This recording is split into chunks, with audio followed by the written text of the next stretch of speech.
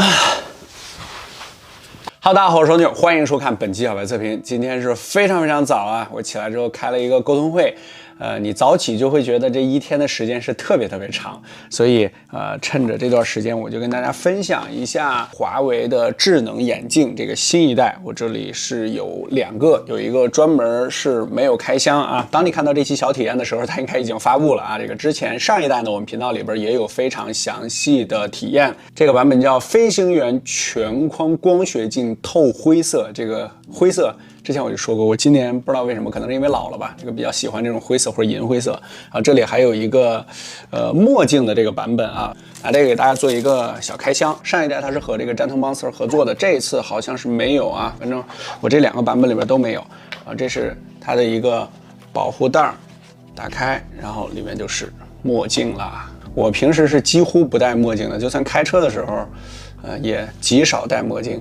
这个浅灰色的叫飞行员啊，这个我还比较喜欢啊。大开走波弹幕啊，这个墨镜是1，然后这个是2，然后我自己的这个是3。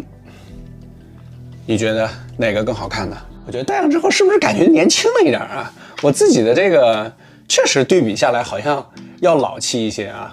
这次在充电方面有一个改变，之前呢它是放在它那个保护袋里边直接充电啊，这是换成了一个磁吸式的双脚式的充电头。你看这样，把这个下去，它这个随机是没有附送 Type-C 的线和充电器的啊，然后你一使劲它也就能掉下来。它是有2个触点。之前的时候呢，你这个眼镜呢买的这个形状就永远都是那个形状了，但是现在呢它是可以拆卸的啊。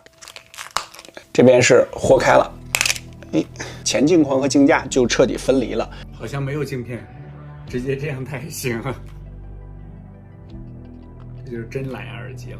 这样的话 DIY 的玩法就多了，你可以选择前面这个镜框，然后这个镜架呢，就是保留了它所有的智能功能，因为它都在这个2个镜腿里面吧。我没戴它的上一代啊，我感觉这个镜腿的部分比上一代还要更粗壮了一些，就是体积更大了一些。这样的话，如果你戴帽子像我一样再戴这个耳机的话，不由自主的把它就说成了这个耳机。其实它最主要的一个功能就是语音播报，它一系列的智能功能都是通过这个镜腿上的这个扬声器，然后传递给你的。戴帽子的话，这边就会稍微有一点不舒服，因为它是相对来说比较宽大的。我这里还有一个非常骚气啊，这个豹纹的，很简单，它就是抠上去的。本期视频的第4个眼镜啊，戴上这个之后，全世界都变红了。硬件方面，可替换的前镜框架，这是它最大的改变。然后它软件方面，这次新增了一个叫语音播报的功能，就是它可以直接读你的一些重要信息，你可以设置啊，比如说微信的，或者说一些航班信息，或者说验证码。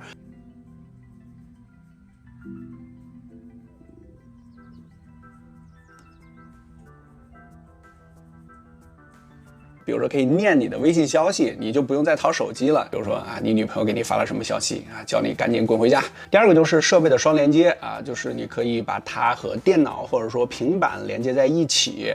这样的话，比如说你正在用平板，这样就是平板了啊。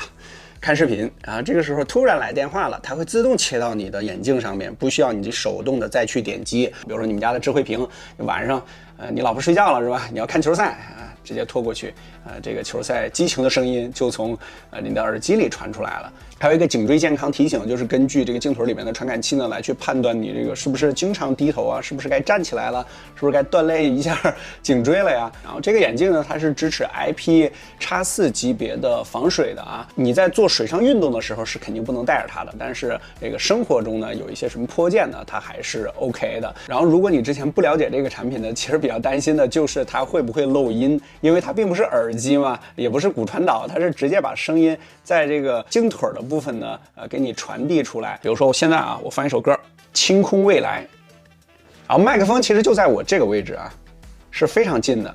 然后这个声音呢，大概是我正常听歌的声音。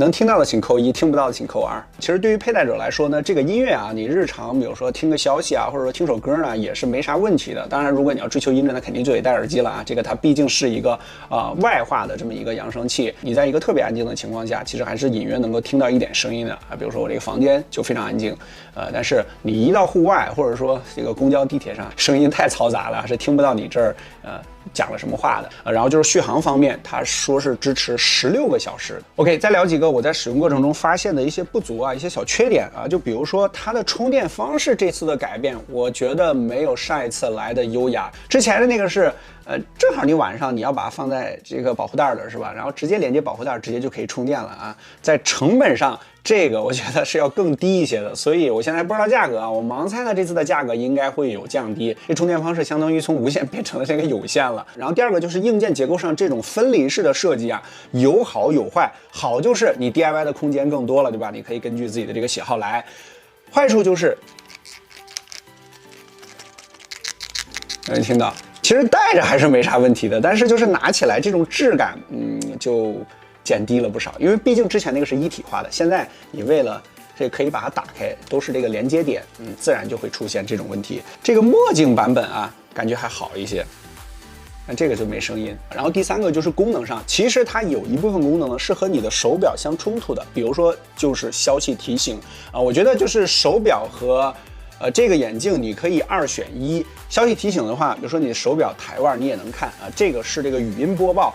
相对来说呢，这个语音播报是要更加直接一些的，相当于你不用再有这个台腕的这个过程。这种眼镜的形式呢，其实跟我前一段体验的那个 OPPO 的 Air Glass 那个是完全不一样的，它是完全2个方面。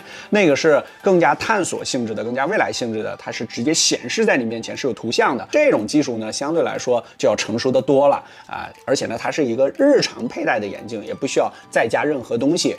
相对来说，它的实用性是要更强一些的。主观觉得啊，它还是比较适合那种电话特别多、消息非常繁忙的这种商务人士使用的，就自己打电话的时候更加方便啊，直接捏或者说轻触就可以了。它有一系列的功能，在这个 app 里面都有。如果你要是平时消息不是特别多，打电话一天打不了几个，对吧？但是这东西其实挺酷的啊，就是可以增加你整个生活的一些科技感吧。OK， 最后还是那句话，勿创造需求，要按需购入啊，也不要随便去评判别人的选择。你不知道人家的需求是什么，人家也没花你的钱，对吧？如果觉得这期视频对你产生了一点点帮助啊，记得在下方给我点个赞，我要的不多，3万就可以了。更多人更精彩，大家在全网搜索关注小白测评，我们下期视频再见，拜拜。